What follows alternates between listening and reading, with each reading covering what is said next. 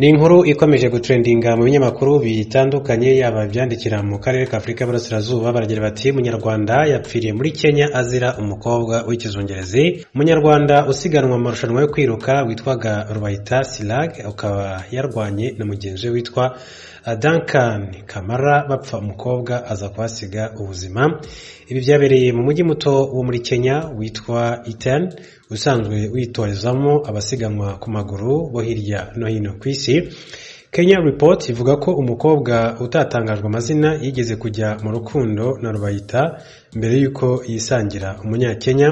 Iperereza ry'ibanze ryerekanye ko uyu munyarwanda yarwaniye inkumi n'uyu munyakenya. Polisi yahise ita muri yombi Kamara n'uyu mukobwa ngo bakorweho iperereza. Makuru avuga ko uyu munyakenya yabwiye umutoza we ko uyu mugore nubwo yahoze ari umukunzi wa Silag ariko yari yaramaze kumugira umugore basigaye babana. Yavuze ko kuwa kane w'icyumweru gishize yamuteye aho asanzwe afite ibikorwa byo kogosha abantu.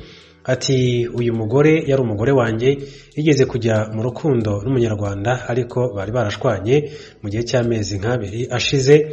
Ati kuwa kane w'icyumweru gishize umunyarwanda ati umunyamahanga aza kwiyenza muri saro yanjye ahita agenda, sinzi icyo yashakaga. Uyu yabwiye umutoza we ko uyu munyarwanda yari yaratandukanye n'uwo bari kumwe mu rukundo mbere yuko ajya kubana nawe nkuko yabigarutse. Uyu munyarwanda rero akaba yaje guhita asiga ubuzima. Ni inkuru ikomeje kugenda igarukaho n'ibitangazamakuru bitandukanye. Mu yandi makuru, umwe mu bategetsi bo mu karere ka Tigray muri Ethiopia yahishuye ko abantu bagera ku 1,400 bamaze kwicwa n'inzara nyuma y'uko amahanga ahagaritse imfashanyo y'ibiribwa yatangaga muri ako karere ka Tigray mu gihugu cya Kenya.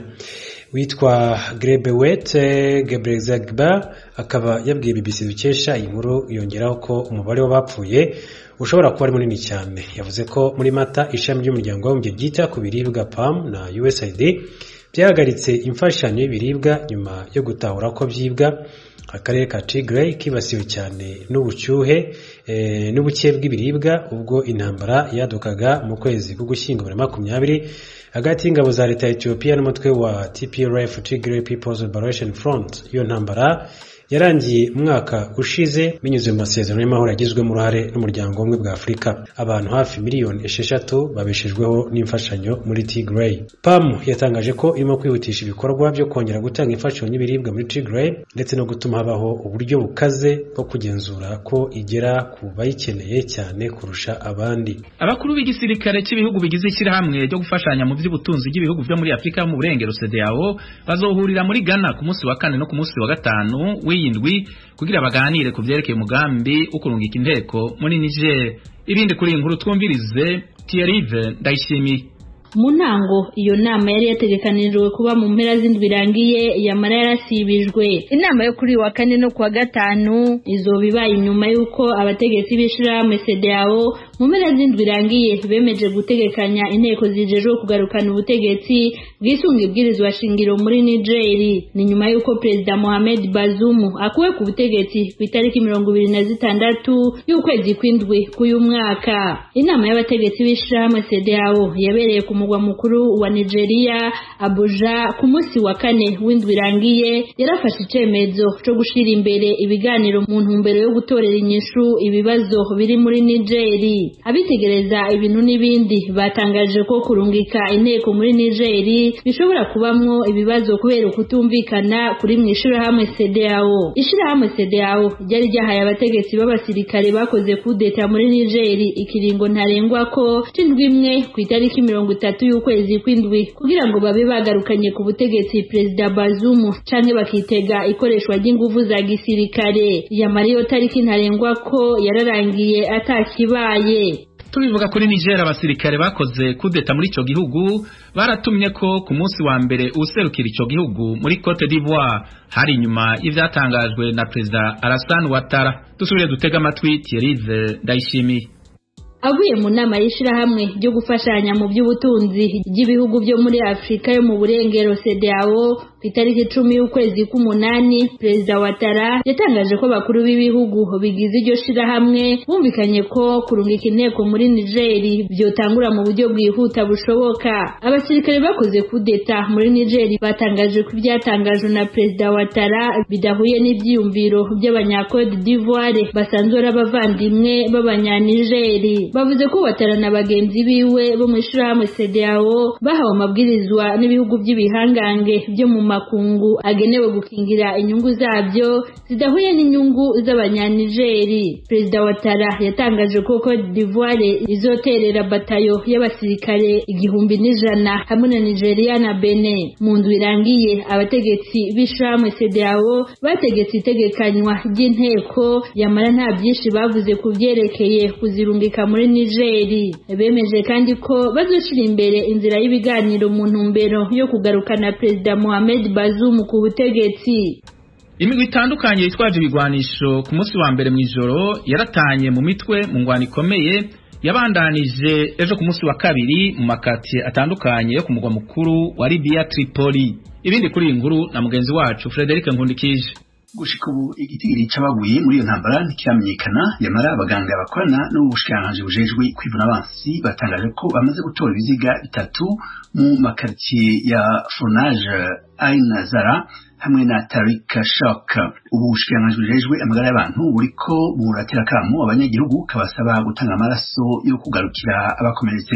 Igisagara ca Tripoli uyu munsi kuwa kabiri cari cuzuyemwo imyotsi kandi cumvikanamwo urwamo rw'ibikoho n'ibibombe bikomakomeye. Iyo ngwano isiyo kwaduka hagati imirwi ya gisirikare ibiri ikomeye irangije agahingwe kari kamaze amezi atari make karangwa ku murwa mukuru Tripoli. Uburusiya ejo kuwa kabiri bwatangaje ko mw'ijoro ryashiriye ejo ku munsi wa kabiri inteko zabwo zakoze ibitero mu bibanza birimwo amahinguriro ya gisirikare mu bice bitari bike muri Ukraine. Ni nyuma y'aho abategetsi mu burengero bwa Ukraine batangaje ko ibitero vy'Uburusiya muri ako karere vyahitanye abantu batatu. Ubushikiranganji bwo kwivuna abansi bw'Uburusiya bwatangaje ko ibitari bike vyononekaye igihe c'ibitero Uburusiya bwakoze ku mahinguriro akora ibigwanisho ya Ukraine. Bwavuze ko igisirikare c'Uburusiya cakoze ivyo bitero gikoresheje misile zirasa kure cyane. Yamara igisirikare kigwanira mu kirere ca Ukraine catangaje ko casambuye misile 16 kuri 28 Uburusiya bwarashe mw'ijoro ryashiriye ejo ku munsi wa kabiri. Misile imwe yamara yahitanye abantu batatu mu gisagara ca Rusk kiri mu burengero bwa Ukraine. Ibitero vy'Uburusiya vyononye kandi kibanza c'inkino kiri mu gisagara ca Dnipro mu gice cyo hagati muri Ukraine hamwe n'ikibanza abana bakiniramwo mu gisagara ca Lviv mu burengero bw'igihugu. Mu rugamba h'inteko za Ukraine zimaze igihe zikora ibitero ku nteko z'Uburusiya, Uburusiya bwavuze ko bwatujije inteko za Ukraine mu bitero bitari bike zakoze. Ubushikiranganji bwo kwivuna abansi bw'Uburusiya bwatangaje kandi ko bwasambuye misile zirasa kure cyane zizwi ku izina rya Scalp Ubufaransa bwahaye Ukraine mu kwezi kw'indwi k'uyu mwaka. Ubwo n'ubwa mbere bibaye nk'uko byatangajwe n'itorokanizo ry'amakuru rya leta y'Uburusiya TASS. Uburundi bwahimbaje ejo kuwa kabiri igenekerezo rya 15 kwezi k'umunani umunsi w'iyurizwa rya Bikira Mariya mw'ijuru wahuriranye n'imyaka 125 Eklezia Katolika ishinze imizi mu Burundi. Ibirori byabereye Mugera mu ntara ya Gitega. Inkuru dushikizwa n'umumenyesha makuru Desirato Ngimana. Abakiristu isinzi bavuye imihingo yose y'u Burundi niho bari bahuriye bizihiza iyurizwa rya Bikira Mariya mw'ijuru. Ivyo birori vyahuriranye n'imyaka 125 irangiye Eklezia Katolika ishinze imizi mu gihugu cy'u Burundi. Imisi yo guhimbaza ivyo birori yasomwe na Musenyeri Nahimana Bonaventure, umwepiskopi mukuru wa diocese ya Gitega. Muri ico gisabisho Musenyeri Nahimana yagarutse ku vyiza Eklezia yashitseko ariko adasubira inyuma n'ingorane abarundi baciyemo muri ico kiringo. Turakenguka ivyiza vyinshi Imana yatugiriye, ivyiza bitari bike Eklezia yaranguye muri iki gihugu cacu mu bisata bitandukanye by'ubuzima bwacu, ariko niko twokwibagira amagumi igihugu cacu cagiye kiracamwo, aho abarundi twasubiranyemwo dupfa amoko n'abakiriye iyo nkuru nziza bamwe bakabigiramwo uruhara. Perezida Evariste Ndayishimiye mu ijambo yashikirije ahimugera yibukije atarya umunwa uruhara Eklezia Katolika kuva igeze mu Burundi yagize. Turazirikana kandi iciza Eklezia Katolika imariye Uburundi n'abarundi bose nibabimenye. Iyo itaba Eklezia Katolika Uburundi ntibabugeze aho bugeze. Mbere n'indongozi nyinshi muzosanga zize mu mashuri y'abihebeye Imana Gatolika. Twarabibonye ku ntwaro ya Repubulika ya kabiri, abamenyeshamana bose abanyamahanga baratotejwe kumwe, birukanirwa rimwe. Uruhombo twarose ico gihe twarusangiye twese. Nico gituma kuri uyu munsi dushimira abamenyeshamana bose b'abarundi mu madini yose, kuko aribo batunwanisha n'Imana uko bukeye uko bwije.